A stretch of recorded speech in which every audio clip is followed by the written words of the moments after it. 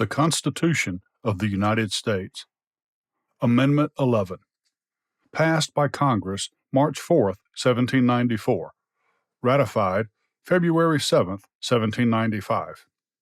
Note: a portion of Article 3, Section 2 of the Constitution was modified by the 11th Amendment. The judicial power of the United States shall not be construed to extend to any suit in law or equity commenced or prosecuted against one of the United States by citizens of another state, or by citizens or subjects of any foreign state. Amendment 12. Passed by Congress December 9, 1803, ratified June 15, 1804.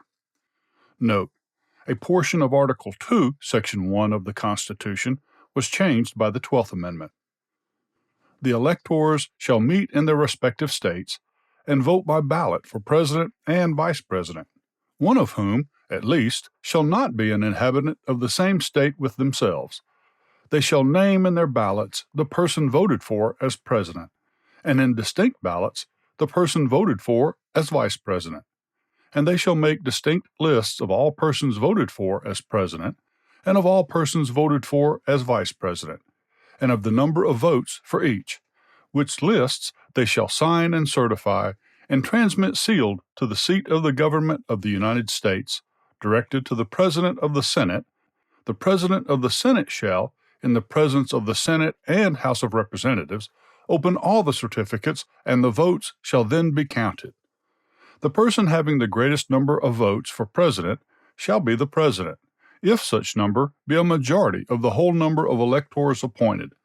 And if no person have such majority, then from the persons having the highest numbers not exceeding 3 on the list of those voted for as President, the House of Representatives shall choose immediately by ballot the President. But in choosing the President, the votes shall be taken by states, the representation from each state having 1 vote. A quorum for this purpose shall consist of a member or members from 2/3 of the states, and a majority of all the states shall be necessary to a choice. Note: the following section is superseded by Section 3 of the 20th Amendment. And if the House of Representatives shall not choose a President whenever the right of choice shall devolve upon them before the 4th day of March next following, then the Vice President shall act as President as in case of the death or other constitutional disability of the President. End note.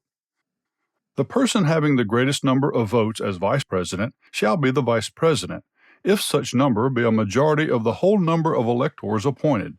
And if no person have a majority, then from the 2 highest numbers on the list, the Senate shall choose the Vice President. A quorum for the purpose shall consist of 2/3 of the whole number of senators, and a majority of the whole number shall be necessary to a choice. But no person constitutionally ineligible to the office of President shall be eligible to that of Vice President of the United States. Amendment 13. Passed by Congress January 31, 1865. Ratified December 6, 1865. Note: a portion of Article 4, Section 2 of the Constitution was changed by the 13th Amendment. Section 1. Neither slavery nor involuntary servitude, except as a punishment for crime whereof the party shall have been duly convicted, shall exist within the United States, or any place subject to their jurisdiction. Section 2. Congress shall have power to enforce this article by appropriate legislation. Amendment 14. Passed by Congress June 13, 1866. Ratified July 9, 1868. Note: Article 1, Section 2 of the Constitution was modified by Section 2 of the 14th Amendment. Section 1. All persons born or naturalized in the United States and subject to the jurisdiction thereof are citizens of the United States and of the state wherein they reside. No state shall make or enforce any law which shall abridge the privileges or immunities of citizens of the United States, nor shall any state deprive any person of life, liberty, or property without due process of law, nor deny to any person within its jurisdiction equal protection of the laws. Section 2. Representatives shall be apportioned among the several states according to the respective numbers, counting the whole number of persons in each state, including Indians not taxed, but when the right to vote at any election for the choice of electors for President and Vice President of the United States, representatives in Congress, the executive and judicial officers of a state, or the members of the legislature thereof, is denied to any of the male inhabitants of such state, being 21 years of age, and citizens of the United States, or in any way abridged, except for participation in rebellion or other crime, the basis of representation therein shall be reduced in the proportion which the number of such male citizens shall bear to the whole number of male citizens 21 years of age in such state. Section 3.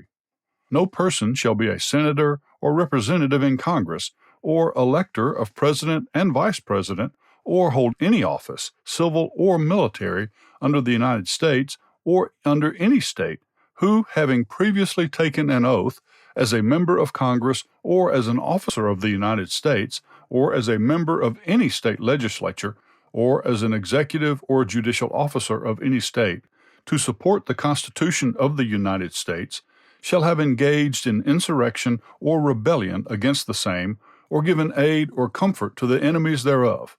But Congress may, by a vote of 2/3 of each House, remove such disability. Section 4. The validity of the public debt of the United States, authorized by law, including debts incurred for payment of pensions and bounties for services in suppressing insurrection or rebellion, shall not be questioned. But neither the United States nor any state shall assume or pay any debt or obligation incurred in aid of insurrection or rebellion against the United States, or any claim for the loss or emancipation of any slave. But all such debts, obligations, and claims shall be held illegal and void. Section 5. The Congress shall have the power to enforce, by appropriate legislation, the provisions of this article.